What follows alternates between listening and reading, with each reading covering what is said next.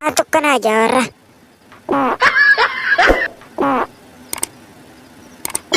Wah, wah, wah. Malio.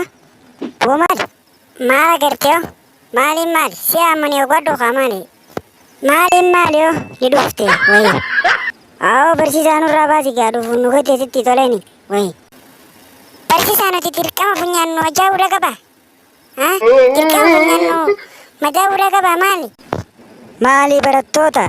Bernota sini jabate mo mali punya ni simmada. Khano mali belala. Hai. Bernota ni simpersisu sini jabate sin. Barnoota miti barsiisa dhuufuut olee tunni jabaate funyaan nu madaayaa buleessa kiyya kunoo funyaan akka jiru fuudhee kara surrii ajaa ol geesse nurraa baase rabbii barsiisarra jiituudha akka hurree jaaterra onni funyaan humta nama qabatti baasi gurbaan agat awa guyyaa kan taatu dhadhaati battee dhufteeti barattoota dareedhaa kan ijaarta arraan tana dhufteeti asi dhufte hobbii gad asi gurbaa gar hobbii gad barsiisa wayina qofa inni nuudhaan gadda mana kana dubbatu du'ani annin dhuufee wayi tuutan achi namaan loltani barsiisa inni nuu mana kana dubbatu du'ani mun jiru.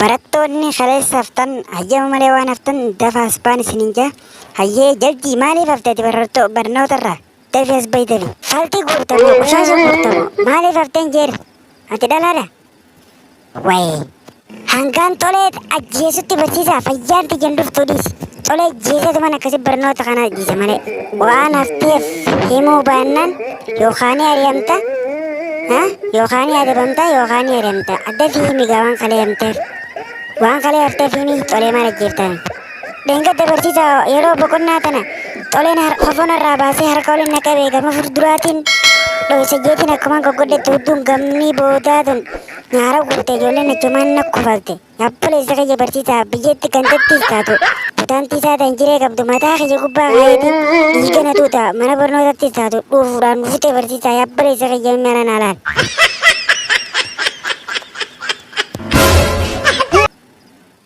Barattoonni keenya waan isinii galeerraa magaalaa Oromiyaadhaa gurguddittii sadii himuudha qabdan meenyuun naa hima.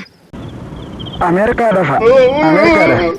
Usbooti dhamaa achi miti harmilleeti barsiisaa harmilleeti yookaan qobboo kijibatun barsiisaa ganda keenya hundee guddaadha kalee isaa kunoo makiinaan 5 6 7 as dhuftee ishee kunoo guddaa waa'ee jinni jaankaa haasoo keessan dhiisaagaa aaskaa keessan naa himu jirtan seetanii qammadii siin katabutti jiru bara Ameerikaa qobboo maarree minnoo jechuun maali?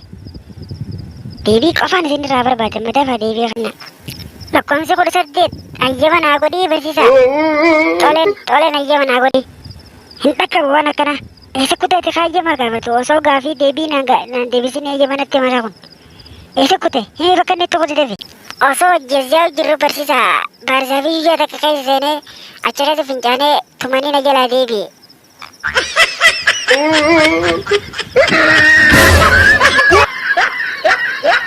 Waggaa mana barumsaa dhuftanirraa faltuma teessanii maa oola gaafiin isin gaafadhee hun deebiftanii magaalaan guddittiin Finfinnee ta'uu ni wallaaltan wallee lubbuu daftaraa tana nyaattanii sammuudhaaf cuftaniinsa cufaa walgiisii hunda qaama keessan kasinirra yeroo kanaa hun beektanii ati faan kamataa guduruu kadhadhaan mataa foo'eef warra faan dibanne gaa kokoosuma tokko mataa kanarratti naqe malee ni dhumeeti kokoosuma ofirra naqe dhufe.